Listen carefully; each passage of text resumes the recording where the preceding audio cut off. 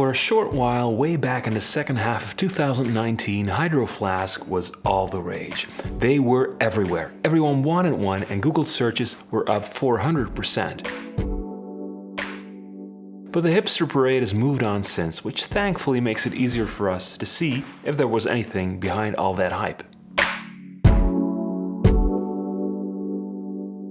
Confession time. I used to think that marketing didn't really affect me, but now I realize actually all you need to do to grab my attention is to put trail in the name of your product. Enter the Hydro Flask Trail Series. If you'd call this a thermos, I'd be like, nah, I'm into hiking, I don't need that, it's too heavy. But the combination of lightweight and trail on the sticker, give it to me so I can review it.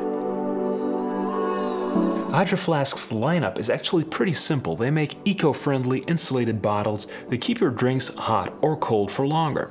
There's 2 different mouth sizes, different kinds of insulated caps, loads of different colors, but all in all, a simple but well-designed product that aims to keep people from needing wasteful single-use bottles.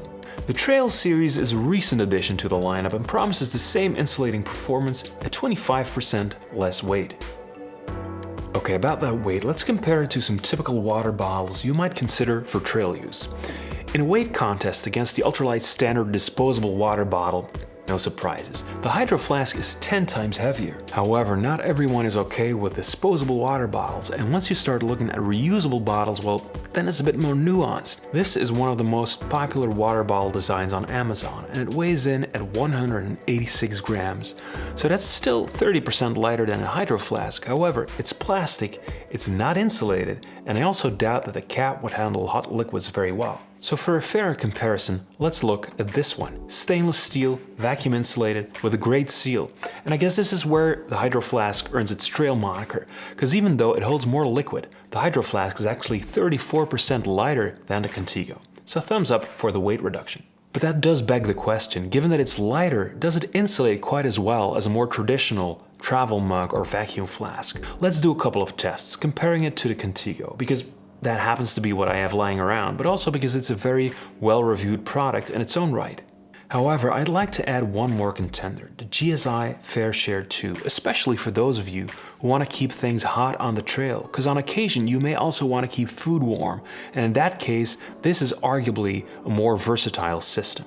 Okay, let's do some science. I'm gonna fill these with boiling water and leave them at room temperature for a night.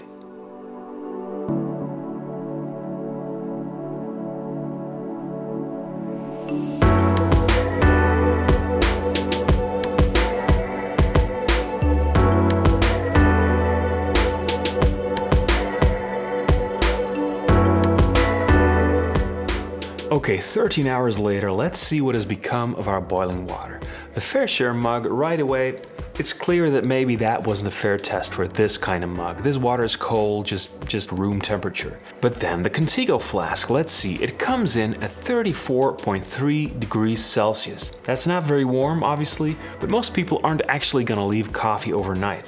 The Hydro Flask managed to keep the water at 48.6 degrees Celsius, and that may be right on the low end of what I would consider a drinkable temperature for coffee, but it's definitely an impressive score compared to the Contigo. When it came to keeping water cool, the results looked pretty much the same. I filled both with ice-cold water and left them at room temperature overnight.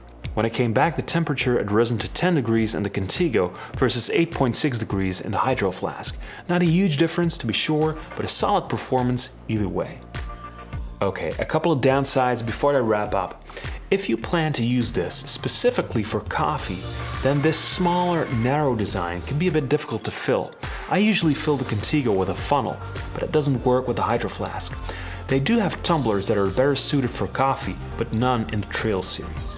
A second downside is because of the way it's built, it does dent pretty easily. If you're gonna chug this in your backpack, it can definitely handle some abuse, but don't expect it to look pristine and dent-free for very long.